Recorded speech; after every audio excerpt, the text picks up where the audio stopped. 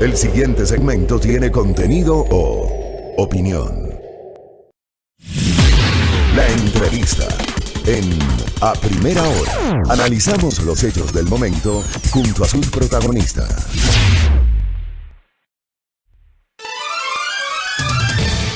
7:26 en la mañana. Buenos días al académico y especialista en salud pública, doctor Esteban Ortiz. Hola, doctor, qué gusto, bienvenido. ¿Qué dice mi querido Fabricio? ¿Cómo estamos? Buenos días. Bien, mi doctor, ¿usted? ¿La salud? Yo muy bien también, muchas gracias. Nada de recaída, ya todo bien, doctor. Yo súper bien, mejor que nunca. Qué bueno, doctor.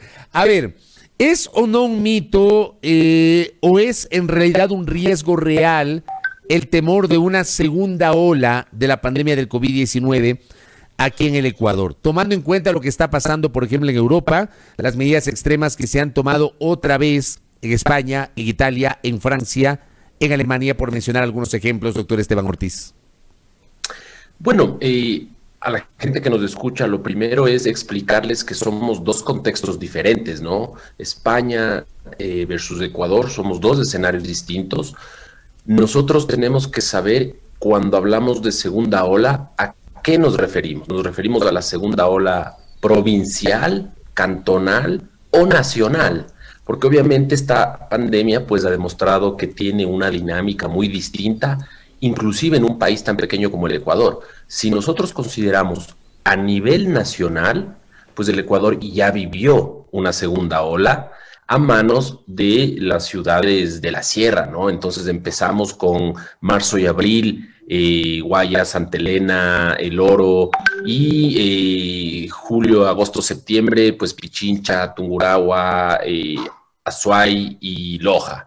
Si nosotros consideramos ahora solo Guayas, pues hemos visto que la gran primera ola se dio entre marzo y abril. Entonces, si tú me preguntas a mí, y aquí es la parte donde yo he analizado los datos, yo tengo un grupo de investigación bastante robusto. Tenemos, por ejemplo, un estadístico, Raúl Fernández, él estudió con nosotros en Inglaterra, un crack de las estadísticas, y pues hemos hecho la extracción de datos de todas las fuentes. Y lo que pasó en Guayas, por ejemplo, es una ola tan masiva, mi querido Fabricio, que vamos a tener seguramente lo que en inglés se denomina picos y valles. Vamos a ver que en los siguientes meses tendremos un poco de casos por aquí, menos casos por allá, pero definitivamente una segunda ola como la que se vive en Europa no la tendremos, y eso yo lo puedo decir desde digamos, la seguridad que nos dan el análisis de los datos, ¿no? Acuérdate tú que en España, el peor día de la pandemia, pues existieron 1,000 muertos, ¿no? Por COVID-19, mientras que en el Ecuador, un país que es la tercera parte en población, tuvo hasta 1,200 muertos en exceso. Entonces, eso disminuye las probabilidades de que hoy tengamos un contagio masivo como el que tuvimos. Ahora, hay un hecho cierto también, ¿no? El gobierno sigue todos los días presentando la estadística oficial, la del Ministerio de Salud Pública, respecto de los casos confirmados y de los fallecimientos de COVID-19.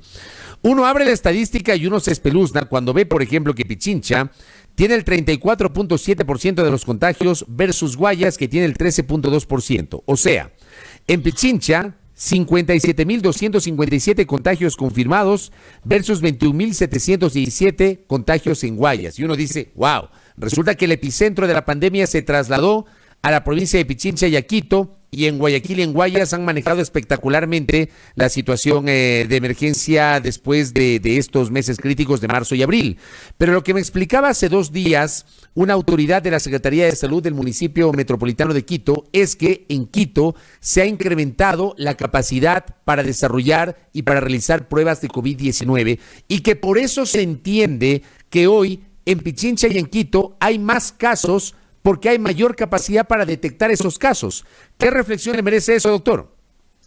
Bueno, estoy 100% de acuerdo con esos comentarios. A ver, hay que entender lo siguiente.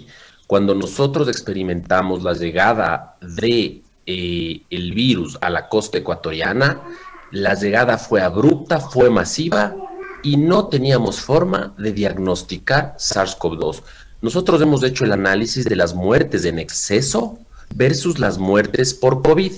Y por ejemplo, al inicio de marzo y abril, de todas las miles de muertes en exceso, que nosotros sabemos que el 95% fueron por COVID, las cifras oficiales justificaron el 2%, mientras que ahora, ya a septiembre y octubre de este año, pues nosotros hemos visto que el 98% de esas muertes en exceso tienen justificación de diagnóstico de COVID. Entonces, cuando a mí me dicen que Quito fue o es el epicentro de la pandemia, pues yo claramente no me asombro, porque yo sé que en Guayas, en Los Ríos, en El Oro, simplemente no hubo forma de diagnosticar eso. Y esos casos ya se perdieron, ya se curaron, lamentablemente algunos habrán fallecido, y nosotros hemos hecho análisis, si se quiere, matemáticos, de tratar de estimar cuál ha sido el contagio en Ecuador. Entonces,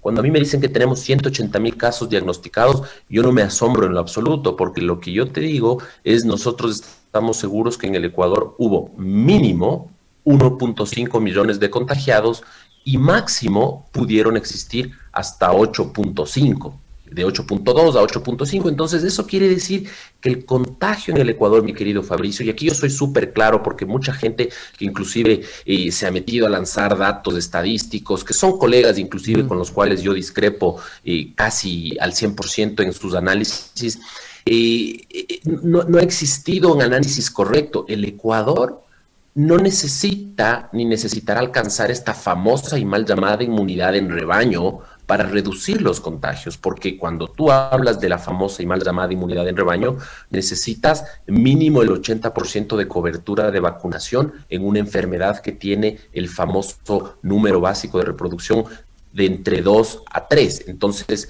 ¿qué necesitaríamos para el SARS-CoV-2? Vacunar al 80% de las personas. Pero si es que tú tienes un contagio que puede ir del 30 al 40%, ese contagio masivo es suficiente para disminuir la probabilidad de contagio a posteriori. Es que, mi querido Fabricio, es súper clara la explicación. Te voy a poner una analogía, si me das un minuto. Sí, imagínate tú que estás tú en una cancha de paintball, ¿no es cierto? De esos famosos juegos de pistola donde tienes que darle un balazo a alguien con pintura. Y tienes al equipo contrario, tienes 100 personas y tú tienes una pistola de estas de paintball y te dicen, arranca el juego. Y tú, ¿cuál es tu probabilidad de que tú a una persona de camisa blanca que no tiene ningún tipo de protección ni escudo le des un pepazo de estos? Es la probabilidad muy alta. Vas a disparar y básicamente mientras disparas vas a seguirle dando a estas personas. Pero imagínate ahora, mi querido Fabricio, que tú tienes a las mismas 100 personas, de las cuales ahora tal vez 40 o 50 ya tienen manchada su camiseta. Entonces ya no les puedes disparar a ellos, sino que solo tienes que apuntarles a los blancos. Y aparte de eso, ahora tienes protección, tienes mascarilla, tienes distanciamiento físico, tienes cierto control. Entonces, de esos 40 o 50 que te quedaban, tienes gente que se está escondiendo tras unas barras, tienes gente que se está escondiendo tras unos de estos protectores o barreras. Tu probabilidad de darles disminuye totalmente. Entonces, nosotros sabemos que esta dinámica de transmisión es clarísima, descrita hace 100 años. Entonces, nosotros creemos que ahora es mucho menos probable que se den unas olas. Y yo te lo demuestro con datos, mi querido Fabricio, porque justamente con este colega que yo te hablo, hemos hecho el análisis de la movilidad de la gente, utilizando datos de Facebook y datos de Google, y hace una semana y más, el Ecuador retomó la movilidad prepandémica. O sea, la gente ya está en las calles y salió igualito. O sea, ahorita ya no hay confinamiento, ya la gente se mueve igual que en enero. ¿Y cómo te explicas tú que a pesar de que la gente se mueva igualito que en enero, los contagios son relativamente bajos, mientras que cuando tú tenías marzo y abril y que la gente en teoría estaba confinada, los contagios eran masivos? Esto responde a la dinámica de transmisión, a la probabilidad de contagio y al famoso modelo susceptibles, infectados y recuperados. Es muy claro eso para mí, ¿no? Correcto, doctor. Y ciertamente ayer el tráfico en Quito fue una cosa de locos ayer en la tarde. Oiga, doctor, quiero precisar, quiero entender bien lo que usted dijo. usted calcula, según su análisis, que en el Ecuador hubo al menos 1,5 millones de contagiados y un techo de más o menos 8.2 millones de personas contagiadas. ¿Es eso lo que dijo, doctor? Quiero entenderle bien esa parte. Sí, mi querido Fabricio, te explico. A ver, en el Ecuador hay una deficiencia para el diagnóstico y esto lo sabemos muy bien. Estamos en el puesto tal vez 130 o 140 en el mundo de los países con peor capacidad diagnóstica. Entonces sabemos que mucha gente se nos escapó y se nos sigue escapando a pesar de que ahora hemos casi aumentado la capacidad diagnóstica 40 veces en relación al inicio de la pandemia. Entonces, hay varios indicadores que nosotros usamos para calcular lo que yo te decía. Si nosotros utilizamos los datos del CDC, ellos establecen que en Estados Unidos, en condiciones generales, por cada 100 pacientes diagnosticados de COVID, tú puedes tener entre 1 a 3 fallecidos. Eso es lo que se denomina el case fatality rate. Esto es del 1 al 3%. Pero igualmente el mismo CDC establece que no todos los diagnosticados son el total de la población de los infectados. Entonces hay un grupo de infectados que nunca van al doctor, que nunca se diagnosticaron, que tal vez fueron sintomáticos. Y estos se denominan el famoso IFR, que es el índice de fatalidad de los infectados. Entonces, sabemos que ese número puede llegar a ser inclusive del 0.05 al 0.5. Entonces, si nosotros somos muy, digamos, humildes en coger los datos y decir, tenemos 35,000 muertes en exceso en el Ecuador, mi querido Fabricio, y ese dato no se puede esconder. Ese dato está ahí, sin diagnóstico de COVID o con diagnóstico de COVID, son 35,000 muertes en exceso que se atribuyen a la pandemia. Y si tú le multiplicas de esos números por 0.5 o inclusive por 1 o por 3%, vas a llegar a estos cálculos que yo te digo. Y yendo mucho más allá, nosotros hemos ido a hacer el análisis por grupo etario, porque sabemos que un joven que se muere a los 20 años tiene una probabilidad bajísima de haberse muerto por COVID. En cambio, una persona de 65 años tiene casi un 18% de haberse muerto por COVID. Entonces, haciendo todos esos análisis, nosotros hemos llegado a este número que te digo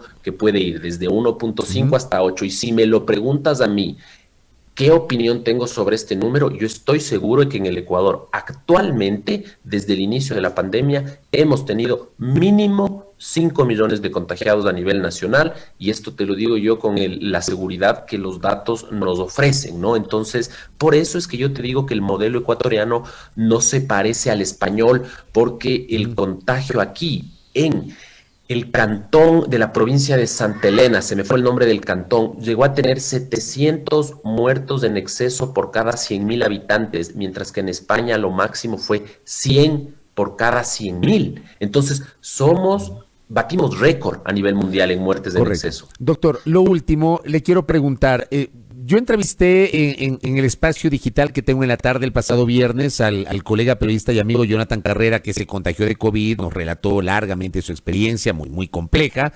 Yo le pregunté dónde se contagió y me dice, no sé, no tengo idea dónde me contagié. Mucha gente no sabe cómo se contagió porque está claro que el virus es comunitario. Pero por eso mismo se ha generado polémica frente a la última declaración del señor ministro de Salud respecto a que los médicos supuestamente se contagiaron a nivel social y llevaron el virus a los hospitales. Lo que yo le quiero preguntar es, ¿puede haber una certeza de dónde se pudo contagiar una persona? Y ato estas dos cosas que le digo, lo que me dijo el colega Carrera el viernes y lo que dijo esta semana con esta polémica declaración del ministro de Salud, doctor Esteban Ortiz. Sí, bueno, lo primero es obviamente, a ver, yo creo que fueron desatinadas las declaraciones del ministro. Yo creería que no son malintencionadas. Sabemos que la transmisión es comunitaria. Hemos visto tal vez 5,000 pacientes con COVID y sabemos que mucha gente puede sospechar de dónde se contagió, pero es difícil decirlo. Lo que sí sabemos es que en el ambiente hospitalario el riesgo es mucho mayor. Lo demostramos en el estudio que publicamos hasta abril 28, que el riesgo de contagio entre el personal médico es el más alto en el Ecuador. Sin embargo, el médico no se muere y más bien es un factor protector ser médico en relación a la mortalidad. Y la explicación es muy clara. Yo como médico tengo amigos médicos, tengo colegas médicos que cuando ellos tengan que decidir en una pandemia quién recibe atención, mi colega médico o tal vez un desconocido que necesita esa cama de terapia intensiva, es obvio que el médico va a recibir esa cama con mayor facilidad, algo que no justifico, pero que lamentablemente es así. Entonces, el contagio a nivel hospitalario puede haberse dado. Sabemos que un médico puede haberse contagiado en la tienda de su casa, pero el médico va al hospital y él sabe que tiene que usar mascarilla y el riesgo de que él genere un brote en un hospital es mínimo. Es mucho menor Claro. que al que el hospital contagia gente que trabaja en ese medio, ¿no? Los médicos de terapia intensiva, los de los servicios, están todo el día respirando aerosoles contagiados. Entonces el riesgo es 20 veces mayor en el hospital. Entonces yo creo que ya es importante que la política cambie desde el punto de vista de ese canibalismo entre políticos, ¿no? Ayer yo puse una declaración en mis redes sociales muy respetuosa y también mucha gente empezó a atacar al ministro de forma personal y no hacemos nada, ¿no? Yo creo que es importante demostrar con datos lo que puede pasar y que mantengamos pues una línea de respeto, ¿no? Entonces, en ese sentido, pues mi opinión va desde el punto de vista de decir, el contagio seguramente puede darse en la comunidad con mucha, y se da en la comunidad con mucha frecuencia, pero a nivel hospitalario el riesgo es obviamente mayor. Hemos ido a todos los hospitales de Quito y hemos visto que hay servicios hospitalarios donde los médicos tienen una infección que llegó a superar casi el 40%, mucho más que en otros sectores del país, entendiendo que el médico en general tiene mejores condiciones de vida que tal vez una persona que vive en hacinamiento. Entonces, esos factores de riesgo no los tiene el médico. Entonces, no hay forma de explicar que el médico tenga ese nivel de contagio masivo en su comunidad, más sí en el hospital, mi querido Fabricio. Correcto. Doctor, gracias por el tiempo y por sus aportes. Que tenga un buen día. Les agradezco muchísimo, un excelente día para todos. Igual para usted, al doctor Esteban Ortiz, que nos ha acompañado en esta mañana, docente e investigador de salud pública de la Universidad de las Américas, hablando sobre el COVID-19.